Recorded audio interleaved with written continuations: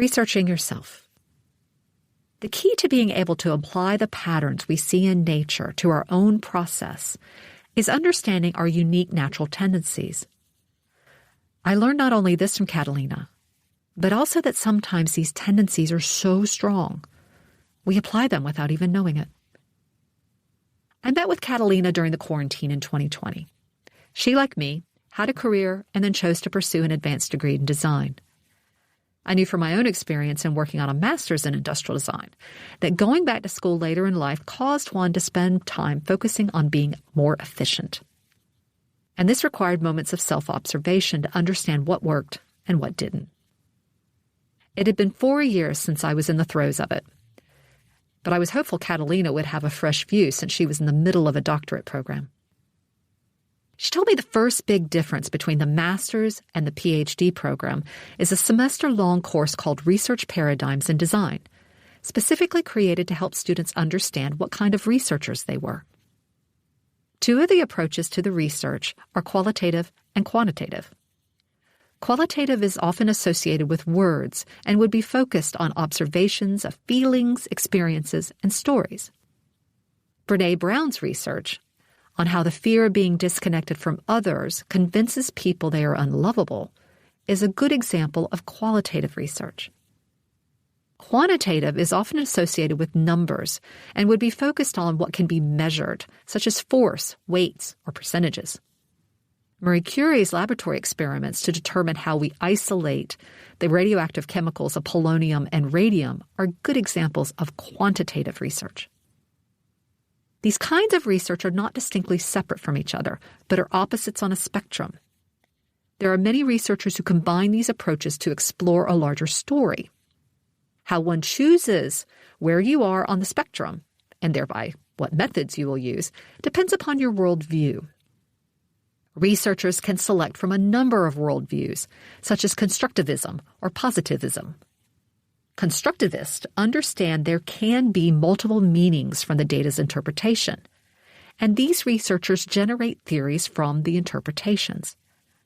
Positivists already have an established theory and are conducting research to confirm or deny the theory. In this case, Catalina discovered she was a constructivist and described herself as one who constructs knowledge on what she observes in the world. This was the most interesting part of transitioning from a master's to a PhD for her. After going through this class, Catalina felt she had been misusing the word research. During her master's, she felt everything she did was research. If she was reading articles, it was research. Anything she did to absorb information was research. However, when she heard the definitions in class, she realized there were distinct differences between qualitative and quantitative research. While she naturally took in information like a qualitative researcher, she began to understand how the numbers and statistics would open up whole new worlds to her. She realized she had a number of new tools in her toolbox, and she was excited at the possibility. To me, this was a blending of intuition and logic, and for that matter, it was also a blending of reflection and action. I asked her how that was working for her. Catalina responded, "My initial intentions for research are always driven by emotion. When I am the one picking the topic, I always find myself asking the question, where do I feel frustrated? And that drives me. Most of my research, I am always trying to improve the issues that cause these frustrations." She went on by telling me of a project for an anthropology class, where students practice ethnographic qualitative research methods they can later use in their dissertation research. The assignment was to research a group of people who were all alike. One of the methods they used was participant observation, where the researcher goes into the field and immerses themselves as one of the research participants. This gave her a chance to practice switching back and forth between experiencing for herself and observing the other participants. While other students chose to study groups from their karate class or online gamers, Catalina chose something very personal. She was in the middle of her own grief process from losing her husband a couple months back and decided to study young widows. Catalina joined a grief support group. There she shared her grief and felt those emotions. But she could not stay there with it. As soon as another participant would start sharing, she flipped the switch from crying like a baby as a participant to taking notes as a researcher. Catalina was a very rational person and felt talking about her emotions was hard. Talking about others' emotions was quite easy because she could rationalize it. But it was a different story when she was the one experiencing the feelings. She told of how there were many times where she thought she was going crazy. There was a time she was standing at the ATM trying to remember the 4-digit code she'd had her whole life. The number simply would not come forward. Then there was a time she forgot to pick up her kids. She started to tell herself she was a bad mom and was losing her mind.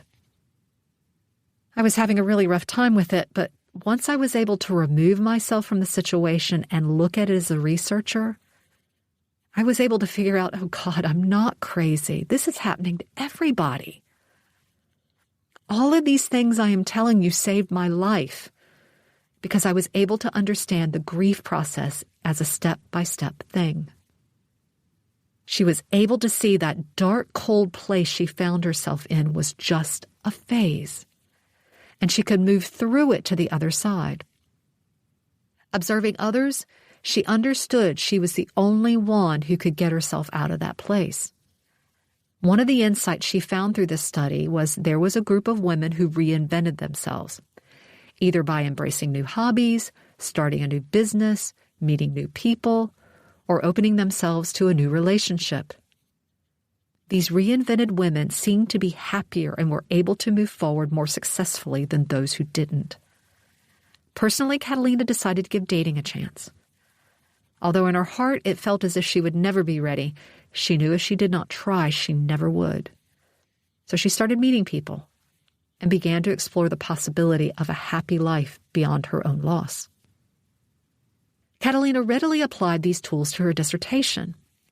She was interested in healthcare because she had grown up in a household of doctors. The only reason she did not go into medicine herself was because the sight of blood made her faint. So instead, she became passionate about how to create better medical devices and experiences to influence medical outcomes. Being a researcher, though, she wanted to take that further and develop methods and tools for all designers. She sat down in the spring semester of 2020 with her advisor to flesh out what part of healthcare to research, and they both realized they were looking at a once-in-a-lifetime event with the global pandemic. Prior methods and tools were going to need an enormous shift to be able to handle the new normal, and the use of telehealth would become a real option for everyone since social distancing was one of the main strategies to contain the virus. She had started with her user experience of patients, caregivers, and doctors during the pandemic to understand what was working and where there were opportunities for improvement. With that understanding, she was then ready to engage with experts to ideate on what the future of telehealth would be after the global lockdown. Would the world go back to the first version of healthcare? Or would there be a more blended model? Finally, she was planning to work with that forecast in mind to hypothesize what the role of designers would be in fleshing out that new normal. Catalina intentionally took time to look for patterns in her own life so she could understand her tendencies and in turn gain knowledge in how she processes information and emotions. She looked to others who may be like her to understand tools and tricks she may want to adopt. She was then able to take her learnings and experiences, develop a process, and apply it to all her projects. As we develop our own processes, we can learn from Catalina in accepting our own innate nature, celebrating it, and even using it when we are not sure where we are or where we are going. Trusting who we are and developing a process based on that trust will take us out of even the darkest places, whether they be of grief or a burnout.